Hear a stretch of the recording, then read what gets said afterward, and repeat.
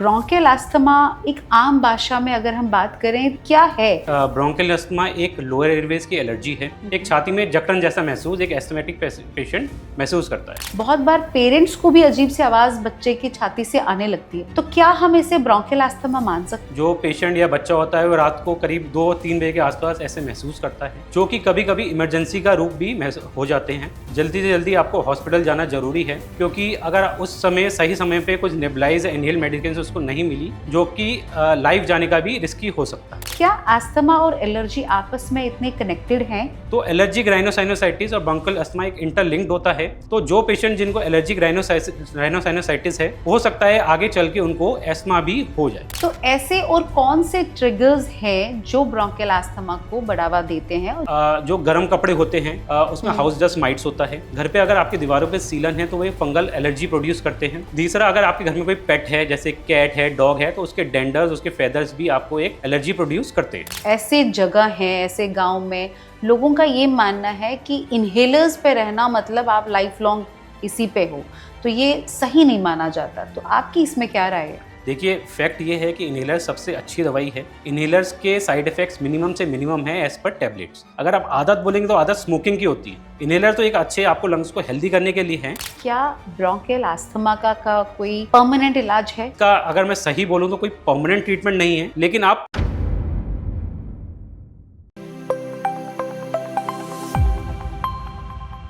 सोचिए, अगर आपके बच्चे को बार बार खांसी हो, रात में सांस लेने में दिक्कत हो या खेलते खेलते वो अचानक थक जाए, क्या आप इसे सिर्फ एक सामान्य सर्दी खांसी मानेंगे? यही छोटी छोटी चीज़ें कभी कभी एक बड़ी बीमारी अस्थमा का संकेत हो सकती हैं। लेकिन घबराने की बात नहीं, समझने की ज़रूरत है। नमस्कार, मैं doctor Sheetal Razdan, clinical consultant Felix hospitals, Noida. आज हम बात करेंगे ब्रोंकियल अस्थमा के बारे में, इनके सिम्टम्स, कॉजेज, ट्रिगर्स और सबसे ज़रूरी इसका सही इलाज और मैनेजमेंट। और इस पर बात करने के लिए हमारे साथ स्टूडियो में मौजूद हैं डॉक्टर वरुण, जो एक अनुभवी पल्मोनोलॉजिस्ट हैं।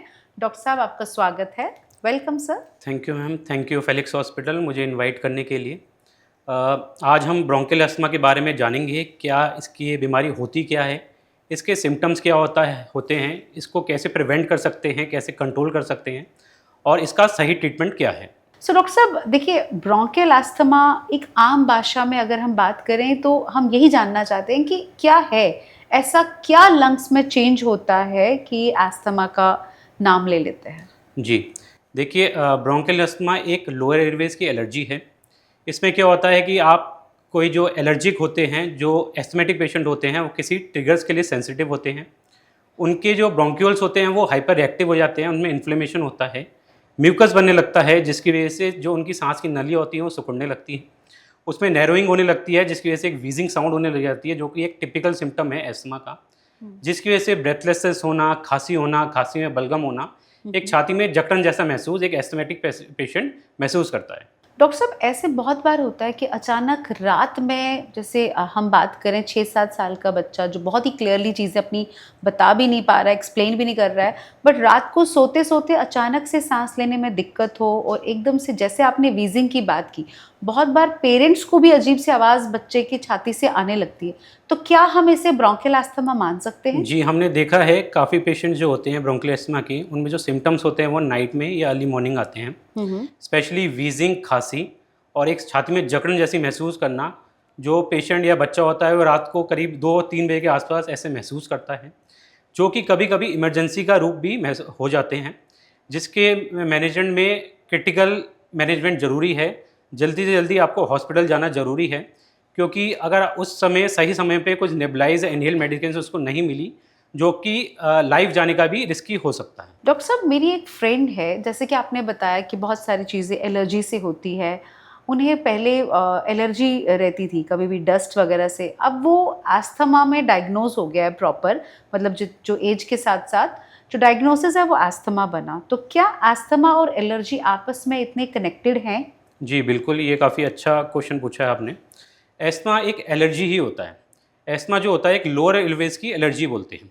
अगर हम एयरवेज को रेस्पिरेटरी ट्रैक्ट को डिवाइड करें तो दो पार्ट होते हैं, एक अपर एयरवेज होता है, एक लोअर एयरवेज होता है। अपर एयरवेज में आपके साइनस आ जाते हैं, जो अपर एयरवेज होते हैं, टर्बिनेट्स होते हैं, जो कि इन्फ्लेमेशन एलर्जी करने के बाद उसको हम एलर्जिक राइनोसाइनोसाइटिस बोलते हैं। जब ये एलर्जीज लोअर एयरवेज को इन्वॉल्व करती है तो इसको एस्थमा बोलते हैं। वो एलर्जीज भी आपके लोअर एयरवेज में इन्फ्लेमेशन करती है, म्यूकस प्रोड्यूस करती है, खांसी में कन्वर्ट होती है, वीजिंग प्रोड्यूस करती है।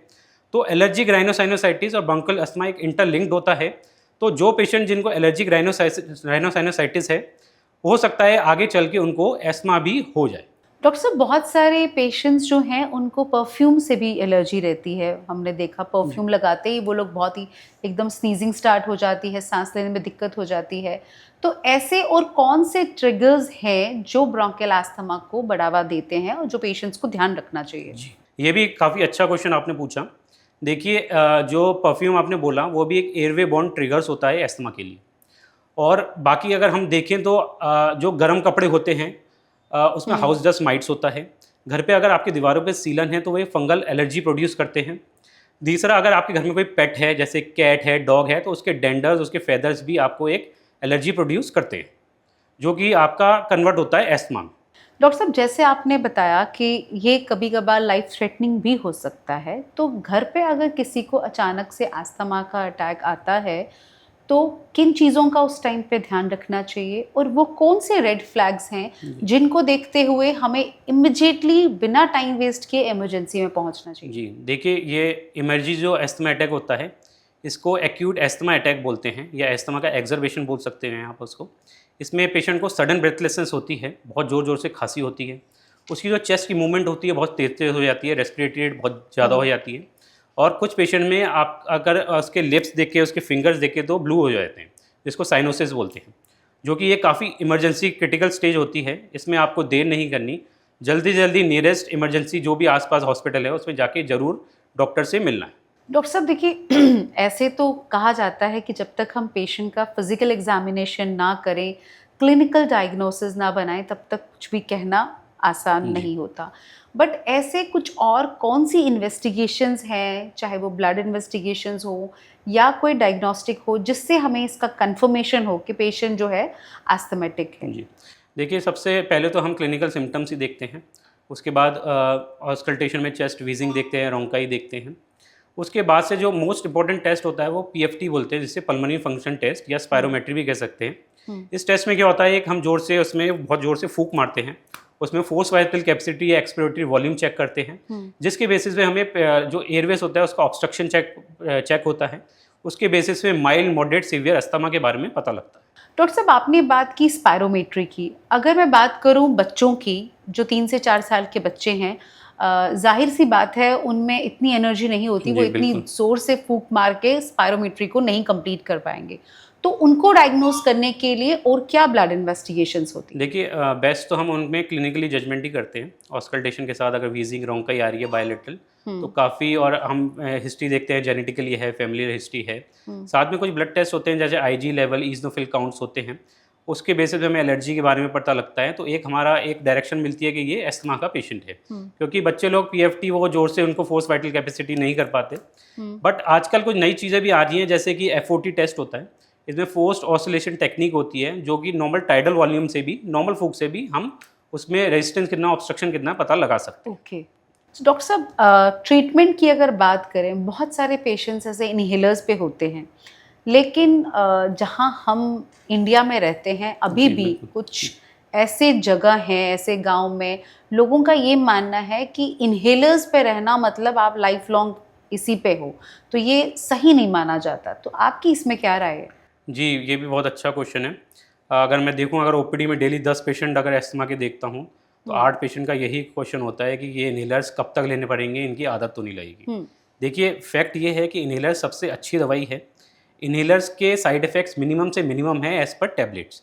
अगर आप देखेंगे तो उसमें जो डोजेज़ होती है वो माइक्रोग्राम्स में जाती है। उसका ऐसा कोई स्पेसिफिक साइड इफ़ेक्ट्स नहीं होता, क्योंकि वो डायरेक्ट लंग्स में जाता है, आपके दूसरे ऑर्गन्स में नहीं जाता। और रही बात आदत की, इसकी आदत नहीं लगती, ये तो आपकी चीज़ें इंप्रूव करने के लिए, आपको लंग्स हेल्दी करने के लिए। अगर आप आदत बोलेंगे तो आदत स्मोकिंग की होती है, वो की गलत है।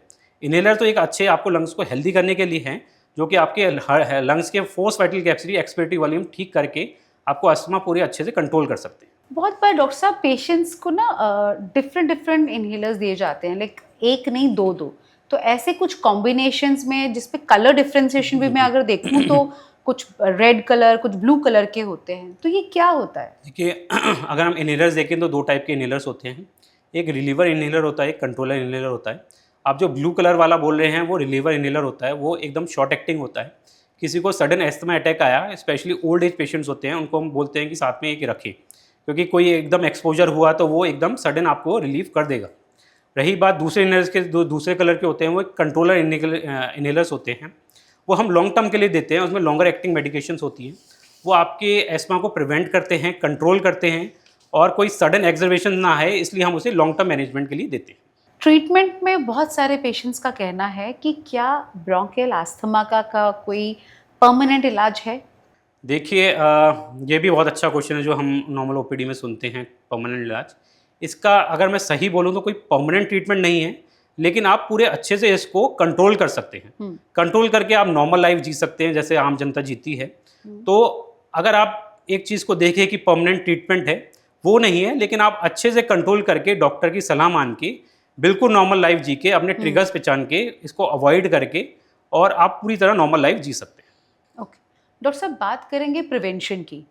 क्या कोई ऐसे प्रिवेंटिव मेजर्स हैं जो हम अपनी डाइट में या लाइफस्टाइल में कुछ ऐसी चेंजेस करें जिससे ये ब्रोंकियल अस्थमा को हम कंट्रोल कर सकते हैं?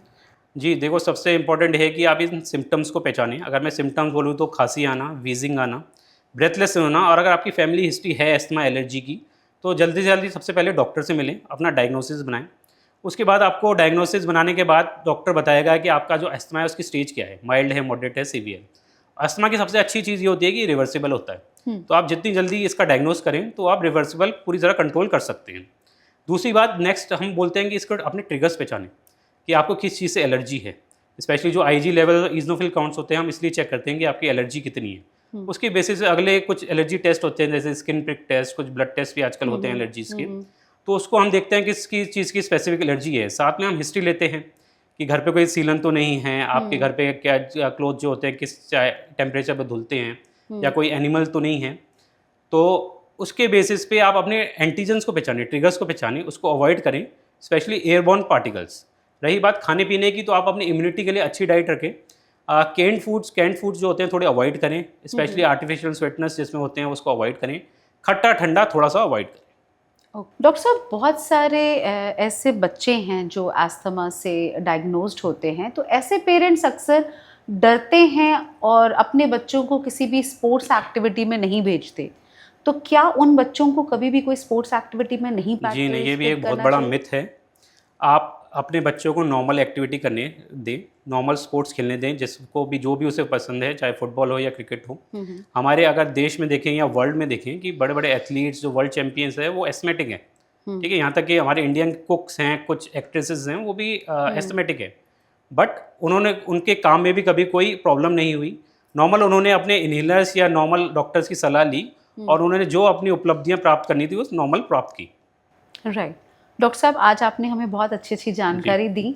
तो एक बार जाते जाते आप प्लीज़ हमारे व्यूवर्स को एक मैसेज क्या देना चाहेंगे जो ब्रोंकियल अस्थमा को लेके बहुत सारे मिथ्स अपने दिमाग में लेके बैठे हैं और इस वजह से डिप्रेशन में भी जाते हैं?